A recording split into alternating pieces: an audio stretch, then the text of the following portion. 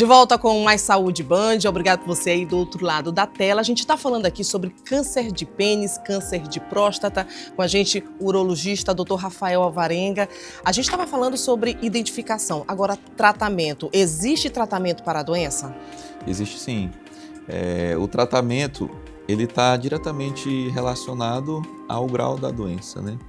A gente faz esse apelo aos homens que se ele tem alguma ferida, algo no pênis que o incomoda e que ele acredita que aquilo ali pode ser uma doença mais séria, o ideal é procurar um urologista para a gente fazer o diagnóstico precoce, porque o tratamento para a doença, infelizmente, ele é mutilante, né? Como eu sempre falo com meus pacientes, imagine uma mulher que ela tem um câncer na mama, o que a gente faz? Tira a mama. Se tem um câncer no colo uterino, o que faz? Tira o útero. E se o câncer é no pênis, o que a gente vai fazer? Tem que tirar.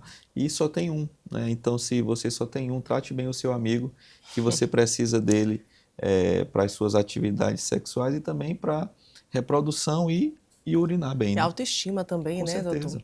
Agora, em relação o senhor falou que não é mutilação, mas esse avanço do tratamento, depois que a identificação acontece, com quanto tempo ele consegue tratar, consegue voltar à rotina? Tá, o que a gente identifica no homem é que até aparecer o sintoma, quando aparece o sintoma, até ele procurar o atendimento, isso leva em torno de 6 meses a 1 ano. Então é o tempo que a doença evolui. Então você, homem, que identifica algum problema, não perca tempo e vá logo buscar a solução para isso. Porque mata, né? Claro, mata, e a forma como a doença mata é desastrosa, porque a doença ela sai do pênis e avança para os gânglios da região linfática, o que é perto de grandes vasos sanguíneos, como a artéria ilíaca e femoral. Então, quando o câncer avança ali, ele faz com que esses vasos se rompam e sangram, né? Então, é comum, é triste falar sobre isso, mas é comum nos hospitais oncológicos a gente estar diante de um paciente que está internado e de repente ele sangrar espontaneamente. Nossa.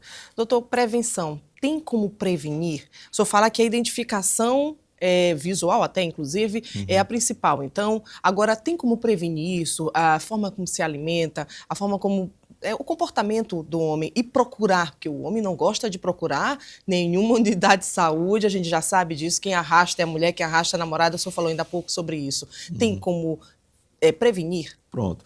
Diferentemente do câncer de próstata, o câncer de pênis, ele é 100% prevenível. Então, se você tem hábitos saudáveis de higiene, de rotina de consulta médica, com certeza você não vai ter câncer de pênis. Eu já falei isso em outras entrevistas, por exemplo, o comportamento do câncer de pênis, ele é sempre de fora para dentro. Você não tem como ter um pênis normal de nenhuma ferida e você pensar, eu tenho um câncer no meu pênis que ele está nascendo de dentro para fora, isso não vai existir. Tá? Ele sempre nasce de uma ferida que ele penetra para planos mais profundos do pênis. Então, se você tem esses hábitos de higiene, não fuma, se aparece alguma verruga na região genital, você vai até o médico para fazer a remoção. Se você tem aquele excesso de pele e por isso não consegue higienizar bem o pênis, e você faz a cirurgia de fimose, a cirurgia de postectomia, e você tem acesso à informação de qualidade, com certeza você não vai ter essa doença na sua vida. Doutor, então, prevenção... Água e sabão. Eu ia dizer, o básico depende apenas, muitas vezes, do próprio paciente, não é isso? Exatamente. A gente tem tido maior frequência no Maranhão, você falou que é 6%, mas a consciência, as informações têm chegado, os meses coloridos que a gente sempre diz, esse tipo de informação chega mais rápido ou não tem causado muito efeito? A gente não tem avançado nesse ponto? Olha, nós temos avançado sim. Tá? Infelizmente, a gente carrega esse título de ser campeão aí brasileiro e no mundo de maior incidência de câncer de pênis, mas o Estado tem feito ações para a prevenção dessa doença com mutirões de cirurgia pelo interior do Maranhão, realização de campanhas de treinamento de agentes comunitários de saúde e a tentativa de criação de aplicativos em que você identifica uma lesão, o agente de saúde fotografa e isso chega até um médico especialista e ele faz a triagem daquela ferida, se ele é ou não candidato a um paciente a vir para a consulta e fazer uma biópsia daquela ferida, tá? Em relação a valores, a quantidade de homens que tem, nos últimos 10 anos que foi feito o estudo, de 2013 a 2023, foram mais de 71 mil casos no Brasil. Tá? Nessa década, nós tivemos uma média de 600 amputações por ano do órgão, aqui não só no Maranhão, mas em todo o território nacional. Então, imagine que você fazer 600 amputações por ano, hoje é como se fosse duas amputações por dia. É muita coisa. Então, 2 homens perder o pênis por dia é uma fatalidade. Um acontecer, imagina 2. No câncer de próstata, o senhor disse que é hereditário. Identificar, então, na família. O câncer de pênis se comporta dessa mesma forma ou tem total relação com o comportamento, com a vida daquele paciente? Total comportamento. O câncer de pênis ele é 100% adquirido. Não é, então, hereditário? Não tem porque o pai teve? Se seu pai teve, você não tem chance de ter, não. Se o seu pai teve é porque algum parente seu, provavelmente ele não teve acesso à saúde, não teve o cuidado adequado. Doutor, a gente tem uma rede pública, tem rede privada, a gente tem esse tipo de alcance para tratamento da mesma forma ou a gente ainda tem um desequilíbrio?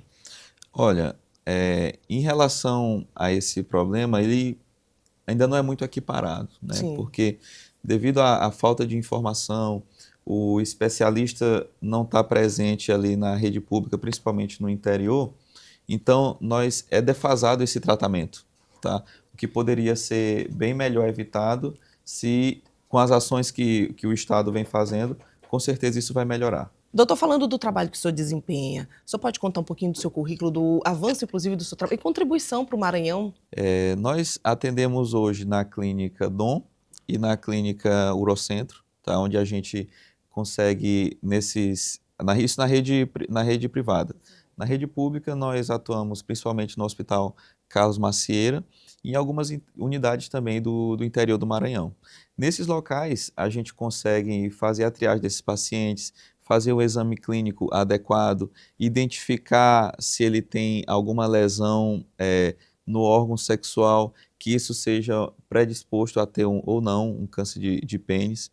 Nós conseguimos fazer check-up também na DOM, né? A DOM toda quarta-feira nós fazemos check-up lá, identificamos, fazemos a história clínica desse paciente, a triagem se ele tem algum parente de primeiro grau com câncer de próstata, realizamos o PSA, ultrassom e eventualmente também o exame digital da próstata, que é o toque, né? Com essas ações, nós conseguimos diagnosticar precocemente o câncer de próstata, prevenir o câncer de pênis e também saúde do homem de forma geral, né? Porque quando você alerta o homem para o câncer de próstata, isso é uma forma de você trazer ele ao consultório. Uma vez que ele entra no consultório, nós acabamos identificando outras situações. Por exemplo, o homem que nos procura por conta de uma fimose, que ele está já há um tempo com aquele problema, a gente vai fazer um exame, aquele homem é diabético. Tá? O homem que é diabético, ele tem mais chance de ter complicações da fimose. Quando ele vai ao check-up, ele consegue fazer um teste ergométrico, consegue fazer um mapa, então a gente identifica se ele tem ou não problema de pressão arterial, dosagem de colesterol, para saber como estão esses níveis de triglicerídeo, colesterol, para saber se ele também tem essa enfermidade. Então, você levar essa informação para o homem é só um passo para que ele venha ao consultório, porque uma vez que ele vem, aí a gente consegue pescar ele e ele não sai mais ali da rotina. É um trabalhão. Agora, tem idade para tudo isso? A gente tem falado muito na hereditariedade, na questão da higiene, mas a partir de quando é possível, então, identificar ou então prevenir? Já quando na idade da infância, como é que foi, né? Nessa questão de... O adulto, a gente já sabe que precisa ter esse acompanhamento mais de perto. E a criança? Tá. Não existe idade para você procurar o urologista. A nossa especialidade ela é extremamente ampla. E também o urologista não é médico só de homem. O urologista atende homem, mulher, porque mulher também tem pedras nos rins, tá? Mulheres sofrem de incontinência urinária, que é isso que a gente trata também. Então, desde criança, quando ele vai, a gente vai identificar se há ou não a presença de fimose, se o testículo está presente lá na bolsa certinho, A gente identifica se ele nasceu com os 2 rins, se os rins estão funcionando. Já quando ele vai na adolescência, a gente ensina esses garotos a se conhecerem melhor, a prevenção de doenças sexualmente transmissíveis. Em relação ao câncer de testículo, o próximo mês é o Abril Lilás, e já fica o convite aí para os homens se consultarem, para a gente identificar se tem algum problema nos testículos também. Tá certo. Doutor, muito obrigado pelos esclarecimentos, obrigada por tirar dúvidas. As barreiras precisam cair, né? As pessoas precisam superar tudo isso. Muito obrigada, viu, doutor? Tá, eu que agradeço, estou sempre aqui à disposição para levar informações aí para a nossa população. E assim a gente encerra mais um Mais Saúde Band. A gente volta no próximo domingo, 8 da manhã, encontro marcado aqui, viu? Até lá. Tchau.